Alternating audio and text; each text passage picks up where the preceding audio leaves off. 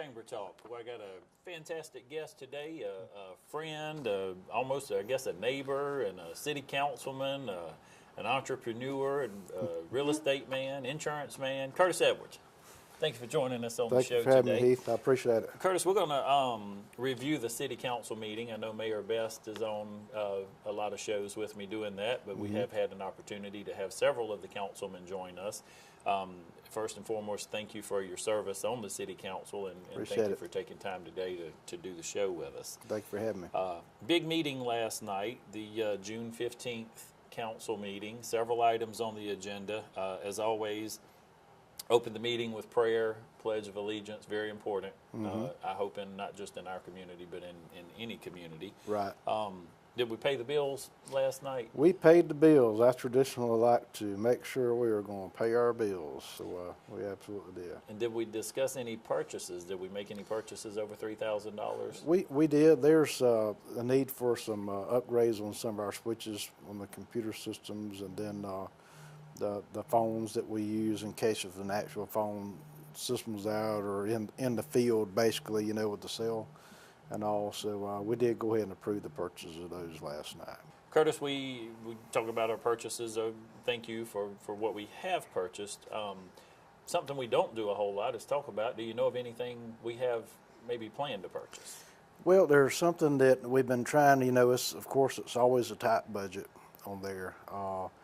A key thing to me is being sure that our police officers and firefighters are adequately equipped. I'm the chairperson of the Public Safety Committee. I meet with both the police chief and the fire chief on a fairly regular basis, or if not, meet with them, stay in contact with them. One thing the city did need that we do not have that really was a hard to get into the budget, but a necessity is we're trying to get a emergency response vehicle for the fire trucks. As you're aware, a while back, the Firehouse Subs donated an airbag system for us. You know, you can put it under vehicles and lift vehicles up off people and things of this nature. We really needed an adequate transportation / emergency response vehicle for other things. The fire department, they service more accidents and things of that nature than what you would ever imagine. Right now, the city of Dublin, the Chief Cutler has done an outstanding job. Had many years with the county volunteer and EMS and city fire department. He's done a great job of trying to make sure that the firefighters are cross-trained EMTs as well. Very important because a lot of times they may actually be the first responder on the scene. So what we've tried to do, and I'll commend council because they have been supportive on this as well. A vehicle of that magnitude of what we actually need, it would be like on an F-550 chassis. I don't know if you know the size of vehicles, but that's a fairly large diesel truck. Not as big as a regular fire truck. But the chief's gone out and done his due diligence. To purchase one new would be around $90,000. Then by the time you really finish some other equipment, they may need topping probably $100,000, honestly, with you on that. He did a good job, and he has found a truck in North Carolina. It's on what they call gov deals. And what that is when city governments want to auction off anything, they'll put it on the website. We have some real nice stuff we auction off. Well, yeah, practically new as we say now. One thing with the city of Dublin, though, we will use it just about until the wheels fall off.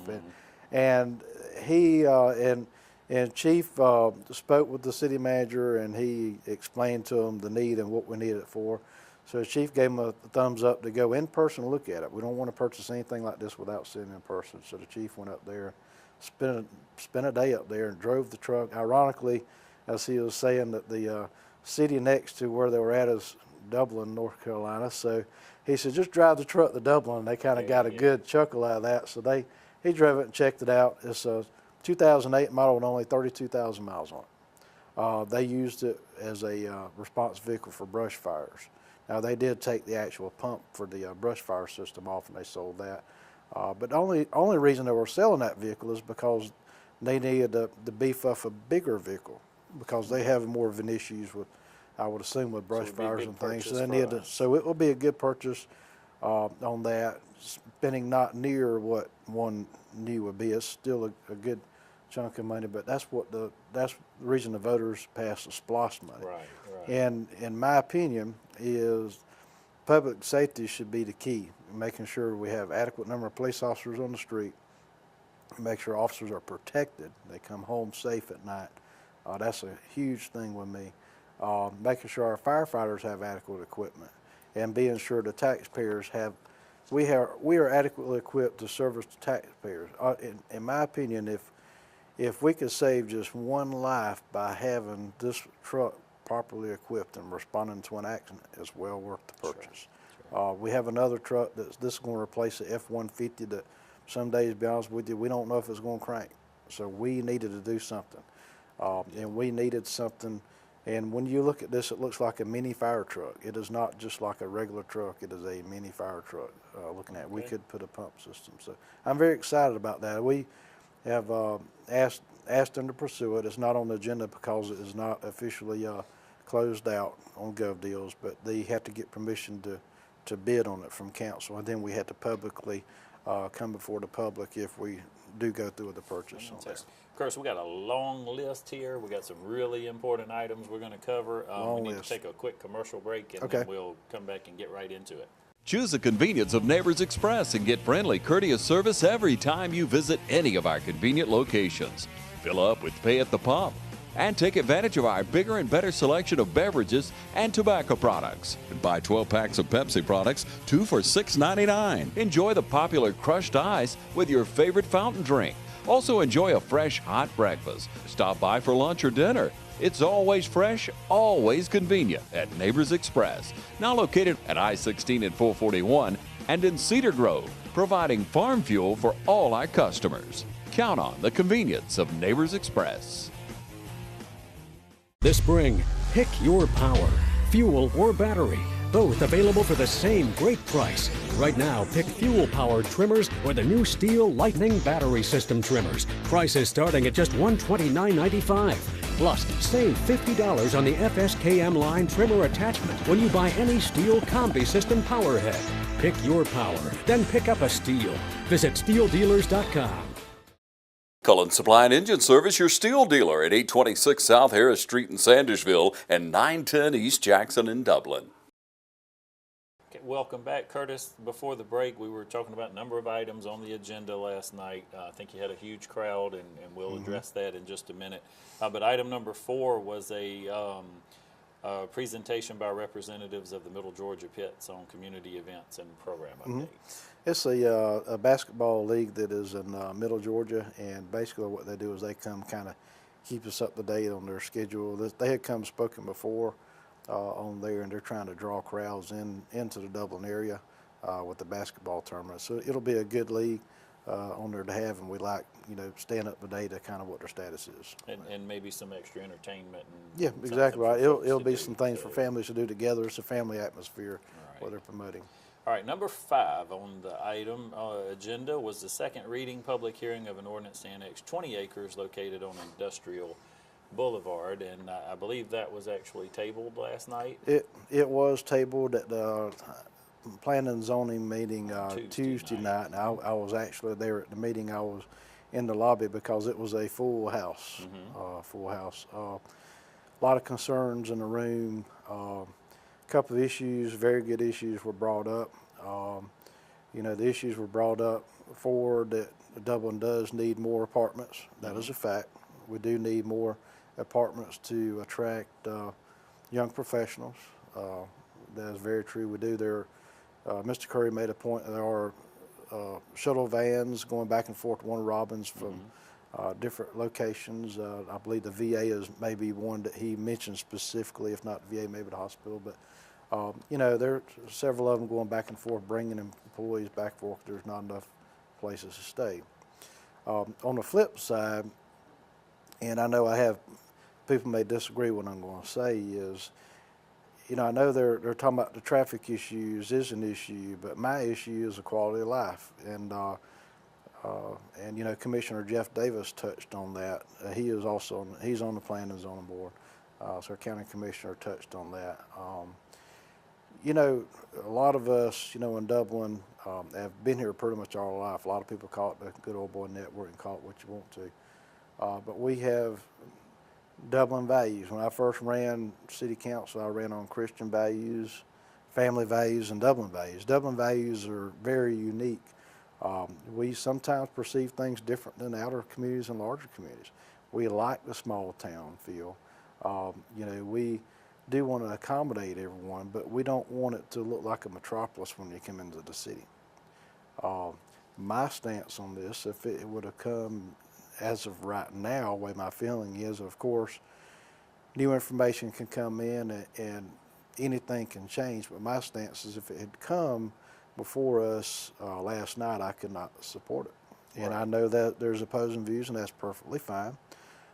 There is another site that is owned by Mr. Curry that he could build these apartments on. You know, it's out on Highway 257. It was brought out in a public meeting, and no secret he owns some property out there.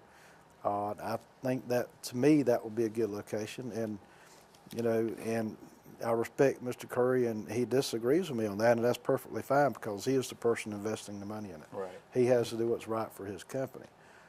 However, the best financial decision is not always the best decision to make when you look at the impact on people's lives and their properties. Now, there's different arguments that it will not affect the property value because there's buffers in the front. There are professional spaces in the front, R5 in the back. Incidentally, Walt Ridge is zoned as R5, however, it's built as R1. There are some speculations that the homeowner association may change that to R1 from R5.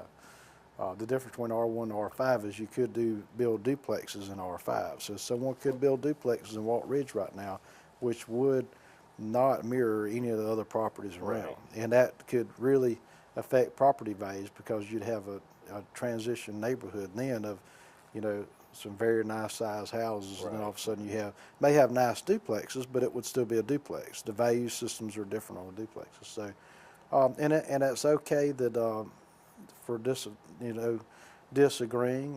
In the end, me and Mr. Curry can shake hands after a conversation. And you and I, we talked about you this. and I I'm have on the other side. You're exactly right. I see the issues. You know, property value. That was one of the things you just mentioned. Duplexes. You know, to me, first, I think traffic. I don't think we have traffic here, but I understand I'm not from here.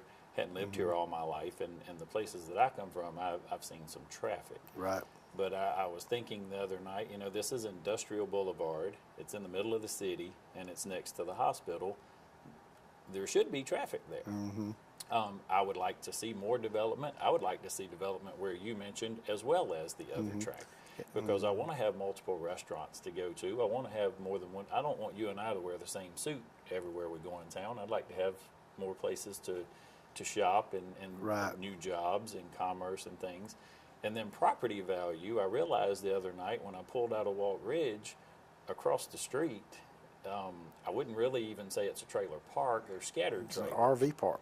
And I thought, well, wow, you know, I think I would rather have a luxury gated apartment complex myself. But so yeah, there's pros and cons to quality of life and appreciating. You know, I live in a neighborhood. I know my neighbors. I like to know my neighbors. I have a big yard. I appreciate that. I understand there's a certain demographic of people who don't want a yard to take care of, and they don't, and even an older demographic don't want a yard to take care of, don't want to do maintenance on the house. I was even asked, you know, well, what are you going to do when they start building one next to your community? And it's funny that was asked of me because they are building one, right, that butts right up to my backyard. Well, and you know, there are some folks in the room, I won't name any names, I'm not going to cast any stones, you know, that whenever they were going to build, you know, some apartments behind my community, and a lot of people spoke up against it, and that's what we were tied up with the lawsuit, and the city did prevail in that, but there were some people who were involved in that. There's nothing wrong with having it behind your house, nothing wrong with it all. However, at P&Z, they were opposing high-scale apartments behind there, so it's not always what's good for the goose is good for the gander. Right. So, and my thing is, and it's perfectly fine, I know you come from larger areas, we have what we call Dublin values. And it is not all about the wallet. It's about family values in this town. Sometimes it can be detrimental to a business if you just look at your bottom line only when it comes to finances. You got to look at how is it going to affect families and human life. I understand there is a demand, but now remember, I'm not saying we don't need them. I'm just saying this will not be the proper location. Well, and let me ask you this, Curtis, and I know you and I we can talk about We can these agree things. to disagree all day long. A quality of life. To me, if we don't grow, at some point we are going to diminish our quality of life because we won't have amenities and things that other communities have that we need. So less people are going to live here. And I don't want to say, well, we'll get our wish because we'll be the only ones living here and we'll be a desolate community. But I could see that happening because, you know, all the statistics right now that we read and study, and even the Georgia Chamber survey or study that was just released says that we're projected for negative growth. And so, you know, the other statistics that I read say that more and more smaller cities are going to go away and become parts of a larger community. So I would like for us to have control, and I'm not, let's say, you know, just grow out of control and everywhere. It needs to be a focused effort. It definitely has to be a balancing act. We do have statistics that the area may shrink. I hope it does not. I hope more industry comes into this area. I think it's a very attractive area, a very good area to raise a family. And like I said, I'm not saying we don't need that. I'm not saying we don't need the apartments, but on Highway 257 is already a 5-lane road. It's not buttoned up to a neighborhood, and they are attracting it for industry, and that's where the industries are going. So that's what I'm saying is this particular spot may not be the good location. However, one thing that we need to be careful on as well is we have several developments going on with apartments. This is not the only one down Woodlawn. There are several more that's in development right now. You have the one that's beside Springdale Park, which is located in the county. They did not annex in. There are duplexes over there. There's another development I really can't disclose at this time or talk any information about this in planning, you know, over there near the bypass. And like I said, there's nothing I can really talk public about because the owner is not talking public about it. But there's going to be some nice apartments built there. So what we have to be very careful of, we have the 100 and some odd that's over there building up, like you said, basically in your backyard, which and you're fine with it, and that's cool too. But what will happen if we do have diminishing population? We have all these apartments, and we're trying to get, say, $1,000 a month rent, and all of a sudden, we do have a shrinking population in 10 to 15 years if something happens. You have these apartments, and all of a sudden, it's like, this really isn't as lucrative as what I thought. Maybe I need to turn around and sell. Next thing you know, another complex owner who doesn't care about Dublin, say the Dublin, I know I keep using Dublin values, but we are a unique community, and that's what attracts a lot of people. What if they come in, they buy it, and they go, you know what, we're going to just charge a lower rent, just get anyone in here we can, and then the tenants don't take care of it, and the new owner don't take care of it. And that then can you happen have even in my community. yeah, any exactly housing right. Community, that's what that's my fear.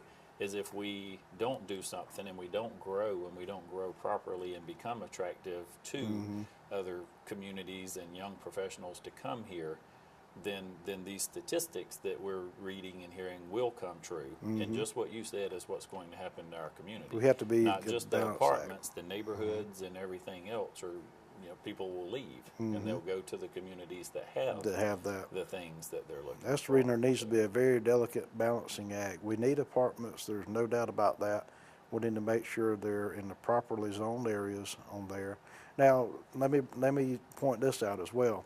Mr. Curry can build this apartment complex whether we approve this or not. That's a public misconception. They do not know that. This is Lawrence County property. It is not zoned. Right. He can build whatever he wants to. He could put an RV park if he wants to. I love RV parks because, I'm a avid RVer. Sure. My dream is if we didn't have kids, I would live in an RV across from Walt Ridge. Ironically, you point that out because I've kind of looked into some things for some other people. That's just the way I am. I'm really not a high demand type person, but he can turn around and build right now. There's nothing anyone can do about it because it is in the county. Difference would be that he would have to put in a a well and a septic system. It's his choice. It is Right. that's the reason we live in a free country. He is a business person. Now, it may cost a little bit more to do it, but he can do whatever he wants to do right now as it is. Now, I do understand we need, the city limits is growing, there's no secret. What you're looking at is you have Moore Station Village asked to be annexed in. Walt Ridge, of course, is annexed in. The cottages behind the hospitals asked to be annexed in. Most of the property around this, or a lot of it, is city limits. I mean, let's face the fact, it is city limits. Does this property need to be annexed in, or will it eventually be annexed in? Absolutely. Well, and it's tax revenue for the city. The Walt Dairy Road is already in the city limits. In essence, this portion of property is completely surrounded by the city already. Now, you remember years ago what happened in Centerville when Warner Robins surrounded the city. That was a big upset when it was annexed in. But, this property, will it eventually be annexed in? Absolutely. What is the time scale? Can't answer that. It could be 10, 15 years down the road, but someone is going to develop it and they're going to want to annex it in. So it's just a matter of making the difficult decision on how do you want it annexed in. I personally would like to see professional space on the front and residential in the middle, or maybe a professional complex. When it comes to traffic, yes, it would generate traffic, and I really wish Georgia Department of Transportation would move on the red light at Walt Dairy And I believe the long-term range is the 4-lane. 5-lane that road, 5-lane and the industrial red light boulevard, at intersection of Well, Walt and I Dairy keep Road going and back industrial. to, and I hate if I feel like beating dead, but it is Industrial Boulevard, and I'm guessing, I wasn't here when they named it, but I Industrial would- because Bassett Furniture was on the other end, and you had Flex Steel. This end here is predominantly residential, and then the hospital. Hospital has not always been at this location. Matter of fact, I was at Cub Scout camp on the property that's in question at a jamboree while they were building the hospital, because we stood on a clay hill at the edge of the property looking at the construction process going on. Now, like I said, keep in mind, I'm not saying we don't need the apartments. I'm just saying this particular location is, in my opinion, not a good location. I realize it's But you 5 think to 6 condos years would out. be okay? No, I'm not saying I would support the duplexes on that. I think it should be R1. I really think it should be R1. That come up the other day about doing R5 on there. R5 sounds good, but you could still build a bunch of duplexes in a small area of town and still You have could a bunch of build the rentals. condos, and I would buy 2 or 3 of them, not for me to live in, but as a But at business least out. person, I'd like to be able to lease them out, and I like to think I would have high caliber quality folks that would be willing. Chris, we need to take one last commercial break. We'll come back and wrap things up. Where's everyone going this early in the morning? It's breakfast time at Dairy Queen with the best biscuits around. Try our mouth-watering sausage egg biscuits, or our delicious country ham or chicken biscuits and bacon and egg with hot grits and hash browns. And top it all off with your favorite drink. Start your morning off with all your friends and the friendliest staff anywhere.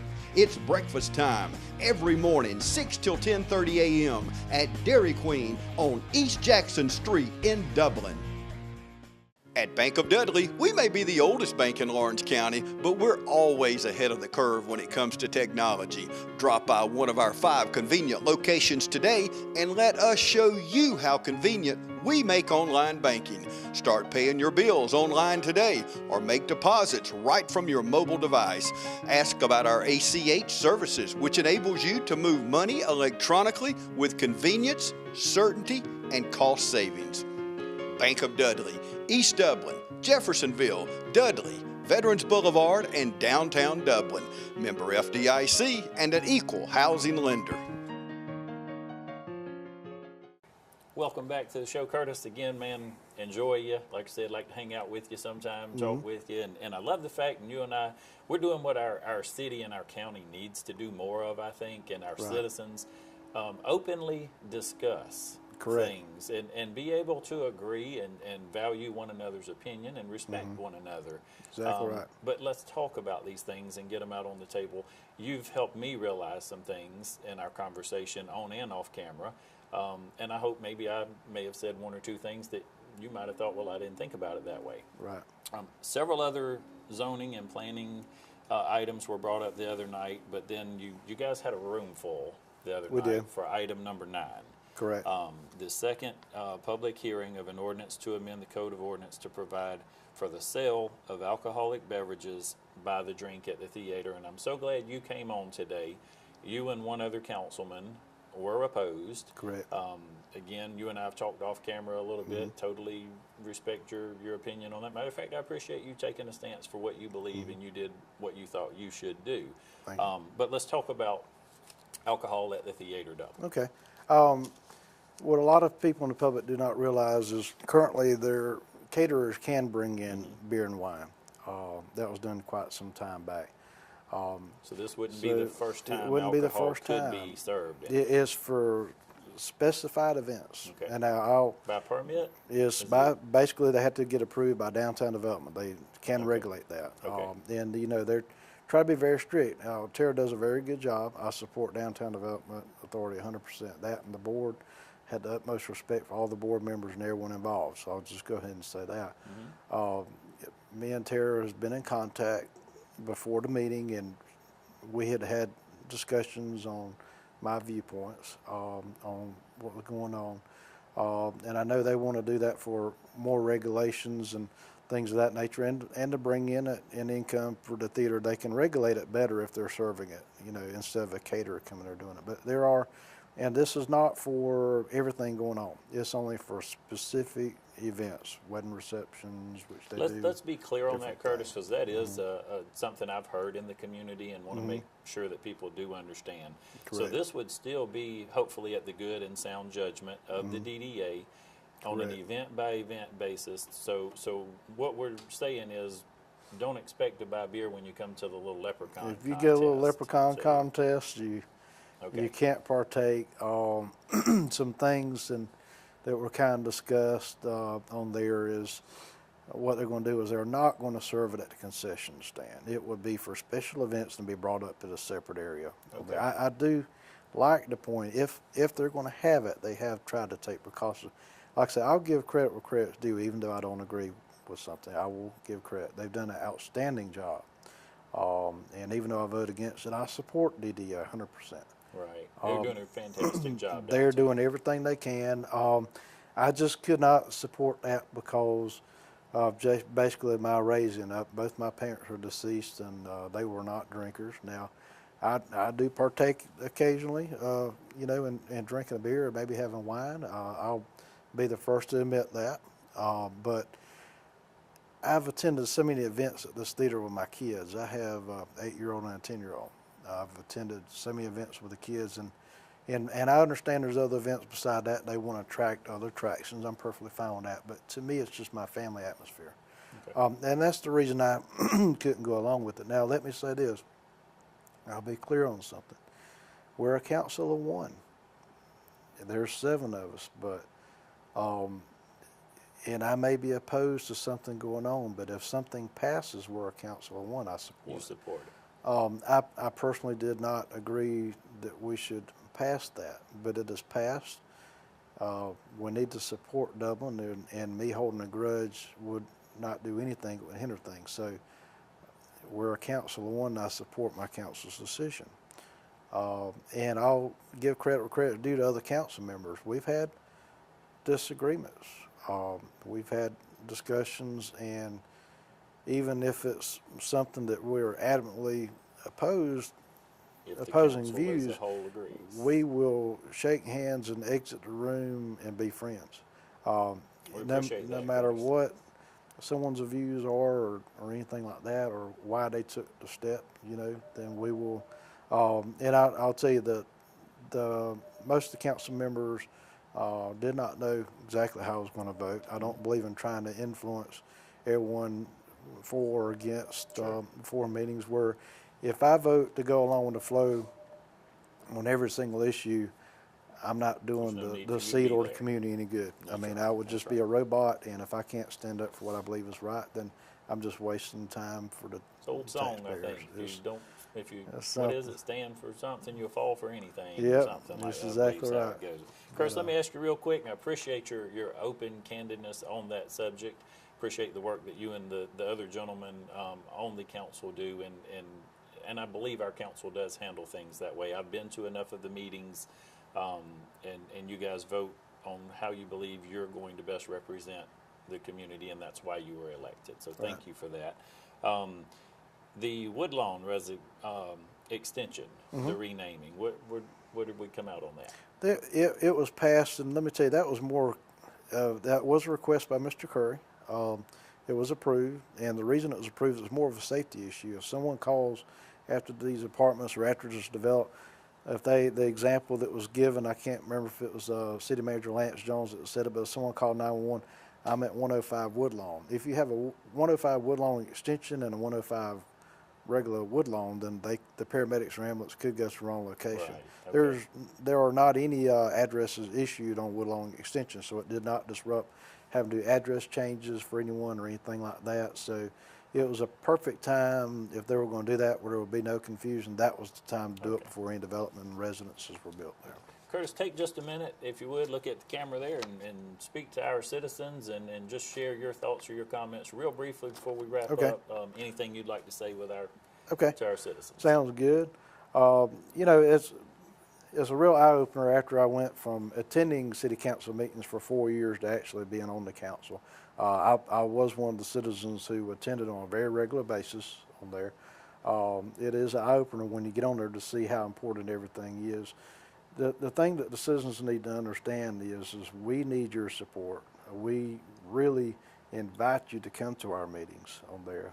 We do not require you to be on the agenda to speak to us. We have a public comments, citizen comments at the end of every meeting. We may limit that some meetings due to time restraints or other things that's going on, but we welcome any comments. That's the only way we know what decisions to make are to have the citizens to show up and voice their opinions. If the opinions are not voiced, we don't know what you think. And we're there to represent the citizens. The decisions we make may not be popular, but they're necessary decisions that have to be made on there. And we respect the citizens' opinions. We try to vote with our hearts. Sometimes all of us does not get what we vote for. And I'm fine with that. Sure. And, you know, I'm very candid about that. Life goes on. We just need to move on with it and do what's best for Dublin. But anything you need, please come to the council, bring it to our attention, and we'll be glad to do anything we can for you. Curtis, thank you so much for joining us on Thank the you. show today. Thank you for joining us. As always, we like to close our show by reminding you that it's a great day for business in Dublin and Lawrence County.